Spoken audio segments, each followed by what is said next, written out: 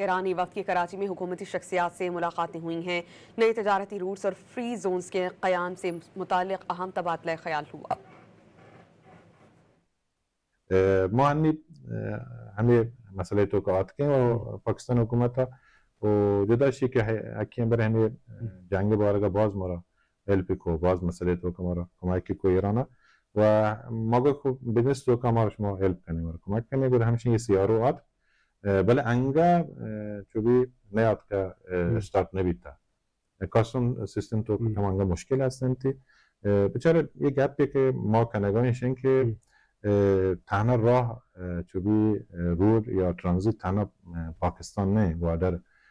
ایران نه کراچی ایران نه و دیگه راه هم هسته همین چاینا وقتی بارا وقت ریل دیم دیگه روت قزاقستان چیا